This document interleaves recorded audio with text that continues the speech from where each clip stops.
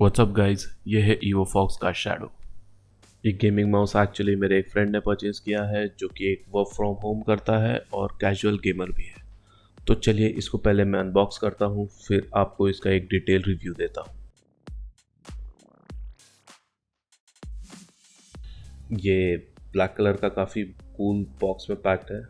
Box पे वैसे इन्होंने काफ़ी अच्छा काम किया है। ये मैट सा है, लेकिन इस पे माउस का प्रिंटिंग है वो ग्लॉसी फिनिश में है।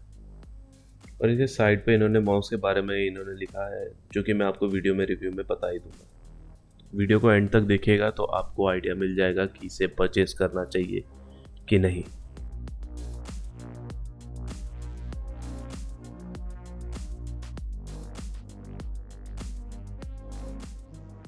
बॉक्स के अंदर मिल जाएगा आपको एक यूज़र मैनुअल और एक कार्ड है। इस पे जो क्यूआर कोड है ये आपको इनके इंस्टाग्राम हैंडल पे ले जाएगा।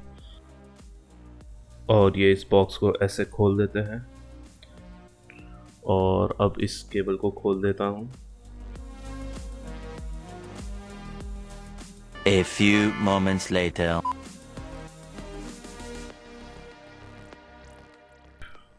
हाँ, फाइनली।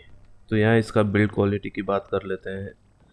इसका ये फुल बॉडी है, ये प्लास्टिक का है और ये कहीं पे भी इस पे सॉफ्ट टच नहीं दिए हुए हैं, लेकिन ये होल्ड करने में काफ़ी सॉलिड लगता है। प्राइस पॉइंट के हिसाब से देखे तो मैंने सोचा नहीं था इतना अच्छा बिल्ड क्वालिटी होगा इसका। इसका केबल ब्रेडेड है और इसका ये सॉलिड सा यूएसबी कनेक्टर है, लेकिन ये गोल्ड प्लेटेड नहीं है, ऐसे नॉर्मल सा ही है। इसका जो वेट है वो 130 ग्राम्स है। और यहाँ पे टॉप पे as usual left click, right click, scroll up, scroll down, ये बीच में एक DPI का स्विच और लेफ़्ट साइड में extra 2 button, mouse 3 and mouse 4। इसको आप अपने प्रेफरेंस के हिसाब से कस्टमाइज़ कर सकते हैं, आपको पता ही होगा। माउस की एर्गोनॉमिक्स ठीक है, होल्ड करने में एक हेफ्ट है लेकिन काफ़ी बैलेंस है। इसके सेंसर के बारे में ज़्यादा कोई डिटेल नहीं दिया है। मैंने काफ़ी सर्च किया लेकिन मुझे कुछ खास डिटेल तो मिला नहीं, लेकिन बॉक्स पे लिखा है 3600 DPI का सेंसर है इसमें, तो व्हाटएवर जो होगा वो। और कूल दिखने के लिए है इसमें 7 कलर RGB है, ये फेड इफेक्ट के साथ है। इसकी लाइट का कलर कंट्रोल नहीं होता, एक लूप में ही चलता रहता है, लेकिन मिडल बटन अगर आप लॉन्ग प्रेस करें तो फिर इसको आप स्विच ऑफ कर सकते हैं। और इसके DPI का सेटिंग के हिसाब से ये रेड कलर ब्लिंक करता है। जैसे 1200 DPI पे ये एक बार ब्लिंक होता है, 1800 DPI के लिए ये 2 बार, एंड 2400 के लिए ये 3 बार, एंड ये 3600 के लिए 4 बार ब्लिंक होता है। तो गाइज़, मैंने ये माउस 3 दिन तक टेस्ट किया और मेरे हिसाब से अगर आप कोई बेसिक माउस लेते हैं तो उससे अच्छा है कि आप ये गेमिंग माउस यूज़ करें। इस माउस से डेली टास्क तो विदाउट अ डाउट इजीली हो जाता है, लेकिन कुछ हद तक कैजुअल गेमिंग भी हो जाती है। जैसे अगर आप कोई सिंगल प्लेयर गेमिंग करते हैं या फिर कैजुअली मल्टीप्लेयर गेम्स खेलते हैं, जैसे ज़्यादा खेलना नहीं होता है, तो फिर आप इसको यूज़ कर सकते हैं, ऐसे कोई ज़्यादा दिक्कत नहीं आएगी।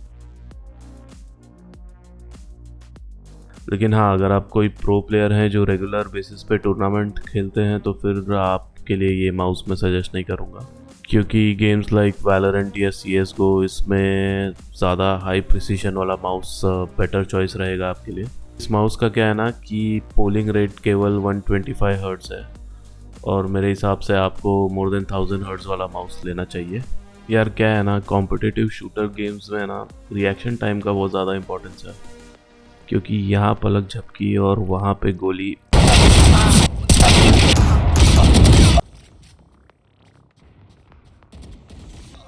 खत्म। तो 1000 पोलिंग रेट वाले माउस से क्या होता है ना, आपको एडिशनल टेक्नोलॉजी का एडवांटेज मिल जाता है। बाकी अगर आप नॉर्मल स्टोरी मोड्स वाले गेम खेलते हैं तो उसके लिए काफ़ी अच्छा है, उसमें कोई दिक्कत नहीं आएगी आपको। मैंने ट्राई किया, मुझे भी काफ़ी अच्छा लगा, तो ऐसे तो कोई प्रॉब्लम नहीं फेस किया मैंने। अब आते हैं कंक्लूजन पे।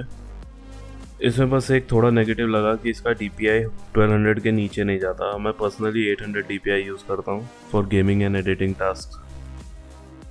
एंड सेकेंड पॉइंट ये मैंने नोटिस किया कि इसका जो ये बट एरिया है ये थोड़ा पॉइंटेड है, इसको थोड़ा सा स्लैंट या स्लोपी सा होना चाहिए था, touching towards the mouse pad. वो नहीं है, जिसकी वजह से लॉन्ग आवर्स तक अगर मैं एडिटिंग करता हूँ तो ये मुझे पाम पे कंफर्टेबल फील नहीं होता। और इसका जो ये माउस बटन 4 का प्लेसमेंट है, 3 तो चलिए रीचेबल है, 4 जो है वो मुझे थोड़ा ऐसा पाम को लिफ्ट करके 4 पे दबाना पड़ता है, तो वो थोड़ा मुझे मतलब मेरे हाथ के हिसाब से सही नहीं लगा, लेकिन जिसका हाथ बड़ा होगा उसके लिए बेटर रहेगा ये। वैसे बजट के हिसाब से ये माउस काफ़ी डिसेंट है। इस प्रोडक्ट का लिंक मैं आपको डिस्क्रिप्शन में दे दूंगा। बाकी वीडियो अगर अच्छा लगा तो लाइक, शेयर एंड सब्सक्राइब ज़रूर कीजिए। Thank you.